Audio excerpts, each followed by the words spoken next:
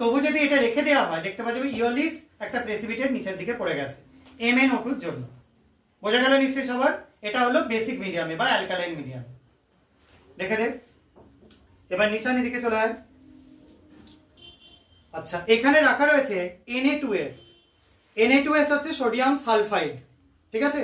এখানে S আছে -2 স্টেটে, আর আমরা এটাকেও ট্রিট করব KNO4 দিয়ে, যেখানে Mn আছে +7 স্টেটে।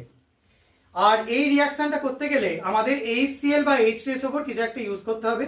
আমরা এখানে 60% HCl ইউজ করেছি। তাহলে HCl অ্যাড করে দিই ওটার মধ্যে প্রথমে। হাতে এটাকে তুলে নিয়ে আরেকটা অ্যাড কর। কেননা এখানে মিডিয়ামটা অ্যাসিডিক করাতে এখানে H2S তৈরি হবে, ঠিক আছে? এই H2S এই রিডাকশনটা করাবে। বেশ, এটা থাকলো। এবার এর মধ্যে অল্প অল্প পরিমাণে KNO4 যোগ কর, কিছুটা কিছুটা করে।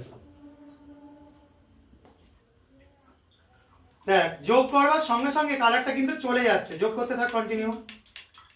যখনই যোগ করা হচ্ছে কালারটা চলে যাচ্ছে, একটা সাদা রঙের টারবিট বা ঘোলাটে জিনিস তৈরি হচ্ছে। কেন হচ্ছে? এখানে যখন আমরা KNO4 যোগ করছি Mnটা আস্তে আস্তে স্টেট চেঞ্জ করছে। কি হচ্ছে? Mnটা হয়ে যাচ্ছে +2 স্টেটে, +7 থেকে, কারণ এখানে MnCl2 তৈরি হচ্ছে। আর যখন এই যে সাদা ঘোলাটে হচ্ছে, এটা হচ্ছে সালফার তৈরি হওয়ার জন্য। তার সঙ্গে H2S গ্যাসের গন্ধও পাওয়া যাচ্ছে।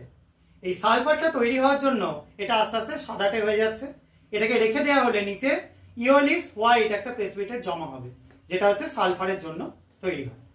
এবং এই বিক্রিয়াটা এটাও একটা রেডক্স রিঅ্যাকশন, বুঝতেই পারছিস। এখানে KMnO4 এর Mnটা +7 থেকে হয়ে গেল কি +2, আর যেখানে সালফারটা হয়ে গেল -2 থেকে 0, কারণ সালফার এখানে নন মেটালিক সালফার, শুধু 0 স্টেট। তাহলে এই বিক্রিয়াটা আমরা যখন করব তখন আমরা বুঝতে পারবো কি এটা অ্যাসিডিক মিডিয়ামে KMnO4 এর একটা রিডাকশন বিক্রিয়া। আশা করা যায় সবার বুঝতে পারা গেল। ওটা বেসিক মিডিয়ামে। এবার দেখ, এটা কালার কিন্তু আরো হালকা হয়ে গেছে, ঠিক আছে? MnO2 এখানে পুরোপুরি তৈরি হয়ে গেছে।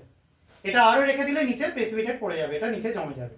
আর এখানে সালফার তৈরি হওয়ার জন্য এরকম সাদা টারবিড হয়ে যাচ্ছে। তাহলে এটা হলো বেসিক বা অ্যালকালাইন মিডিয়ামে KMnO4 এর বিজারণ, আর এটা হলো অ্যাসিডিক মিডিয়ামে KMnO4 এর বিজারণ। তাহলে এই দুটো বিজারণ বিক্রিয়া আমরা এট এ টাইম করলাম দুটো সেপারেট মিডিয়ামে। প্রথম মিডিয়ামে, বেসিক মিডিয়ামে কি হলো +7 থেকে +6, তার থেকে হলো +4। আর অ্যাসিডিক মিডিয়ামে কি হলো +7 থেকে ডাইরেক্টলি +2।